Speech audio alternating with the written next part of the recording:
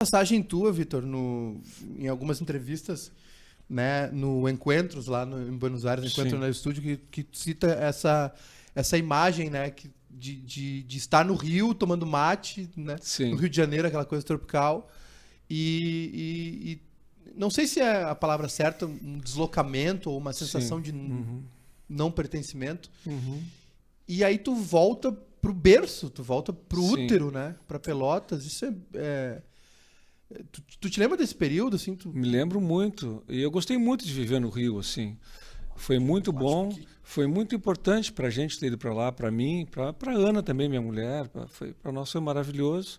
E foi importante por isso também, para a gente poder se ver de longe, né? Sim. E foi isso. Eu estando lá, eu me dei conta de um monte de coisas, assim, que só assim tive uma série de insights importantes.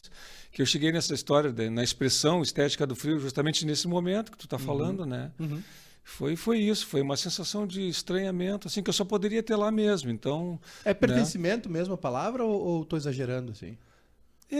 Pode ser, mas uma sensação, assim, lá que eu tive de pertencimento e de não pertencimento ao mesmo tempo, de questionar a forma como a gente... pertence ou achava que pertencia também, entendeu? Naquele momento, sabe? Porque eu me dei conta, assim, dessa coisa do Brasil tropical que eu estava vivendo ali e tal. Então, de repente, eu estava ali. Vou recordar rapidamente a cena. Estava eu e a Ana em casa, eu só estava de calção, se eu me lembro bem, tomando um mate. Olha, já começa aquela bizarrice nossa, né? Aquele calorão de noite, tomando chimarrão e tal. Então, era uma noite quente mesmo. Mas estava passando um carnaval daqueles fora de época, acho que era Fortaleza. Eu falava sempre Salvador, mas não, acho que é Fortaleza depois. Eu lembrei melhor. E no mesmo jornal, acho que era tipo final de junho, isso, julho, não me lembro. Não, era o começo do inverno, então a chegada do frio no sul. Tipo agora, quando começa a friar, porque agora, né, tu vê, todo ano sempre tem a matéria, quando chega o frio e tal, né? Sim. Aí eu comecei a pensar um monte de coisa, minha cabeça começou assim a girar, né? E basicamente me dei conta disso, assim, existe essa imagem do Brasil tropical, eu tinha viajado pelo norte, nordeste recentemente, e pensei, pô, essa imagem do Brasil tropical, ela fala pouco de nós do Sul, e a gente contribui minimamente para que ela exista, né? Aí comecei a pensar numa série de coisas, um sentimento, às vezes, de subbrasilidade que a gente tem, que é uma coisa, um certo incômodo, né? Um desconforto em relação ao Brasil lindo, vibrante do litoral, Salvador, Rio de Janeiro e tal. Aí foi quando me veio essa expressão. Então a gente não, mas ao mesmo tempo a gente não contribui para isso, mas ao mesmo tempo a gente ainda não tem uma estética do frio que fale de nós, porque naquele momento eu me dei conta que o frio nos representava, né? E recentemente vendo um outro telejornal, a repórter falou assim, o Brasil do calor e o Brasil do frio. O Brasil do frio, evidentemente, já estava falando do sul, né? Sim. Então, essas coisas assim, o estar no Rio foi essa coisa fundamental para mim, para eu entender um monte de coisa. Era aquele periodão ali de gravadoras, né? Daquele boom. Sim, era um período para mim também. 85, 6, né? Era um período, eu fui para lá em 86. A gente tinha nascido nosso filho, a gente esperou ele completar 6 meses e se mudou, né? E eu estava com 24 anos quando a gente foi, né?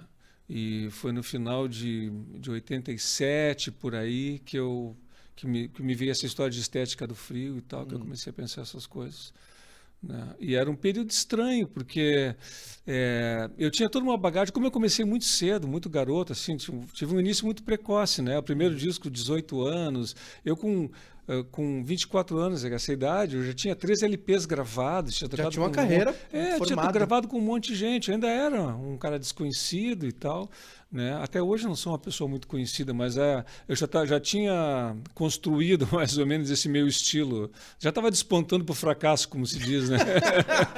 Em busca do erro, né? Bem isso. E naquele momento, assim... o que eu fazia, sabe, era difícil. Eu gravava na EMI Odeon, que era a gravadora mais roqueira do Brasil, né? Então eu me sentia bem deslocado do contexto do mercado. Então chegou um momento assim que a gente se olhou e resolveu voltar. Eu ia te perguntar, tinha também além dessa questão climática, tropical, né?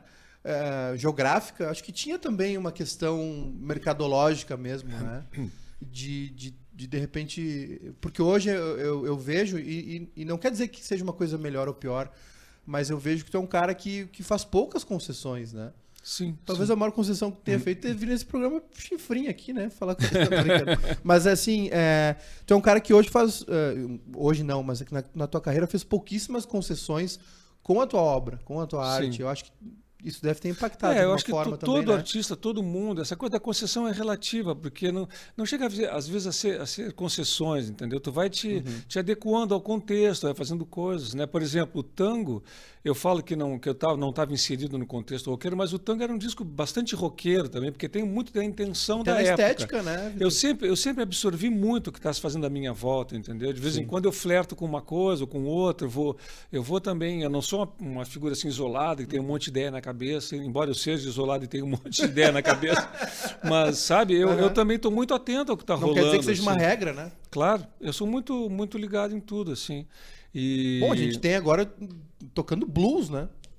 Isso aí, eu nunca imaginei que eu ia compor uma canção assim, quando eu vi estava feita, eu disse, agora o que eu faço com isso, né? Que nem a música do Roberto Carlos que eu fiz também, que eu achava que eu não ia gravar, mas no caso, abrindo um parênteses, o trabalho com a Angélica me permitiu muito isso, assim, também, fazer coisas abertamente que eu não faria se fosse só o Vitor fazendo a letra, compondo, se eu fosse seguir o fluxo natural da minha inspiração, vamos dizer assim. Não, tem momentos aqui no disco que tu tá feliz. Sim, exatamente. Tem música em tom maior, exatamente. Tá alegre. Tem mais essa, né? Não deixa de ser uma concessão também, né? Diferente, ou sei lá, uma liberação artística, não sei. Mas na verdade, assim, né? Na música, até isso que está falando é uma coisa assim, por exemplo, quando eu faço alguma coisa que sai um pouco fora do que se espera de mim, né? Já cria um negócio assim estranho, né? E sempre passa um pouco por aí, assim. Com meus livros também passou isso, né? O meu último livro, A Primavera da Pontuação, que é um livro que eu fiz para me divertir muito, eu ri muito escrevendo, e eu acho que ele é um livro mesmo divertido, assim, né? Ele chocou muita gente quando saiu, porque esperavam uma literatura mais melancólica e tal, né? Então, eu acho isso bacana também, para tu não ficar preso às expectativas do público, entendeu? Não que o público queira te aprisionar, não é isso, mas ele vai criando expectativas e tal. E tu tem que estar permanentemente forçando um pouco, né? Então, por isso que eu te digo, até voltando ao tema das concessões, isso tudo é relativo, tu vai criando, às vezes, sabe, tu tá com uma ideia, mas, enfim... Às vezes tu tem uma meta de fazer um trabalho quando vê pinta o próprio Delibab, aquele disco. Eu já estava com ele mais ou menos pronto para fazer. Aquela obra-prima. E aconteceu outro disco no meio do caminho, que foi o trabalho com o Marco Suzano. Sim. Entende? Então eu também estou aberto a fazer essas coisas todas. E aí eu já compus pensando no Suzano e tal.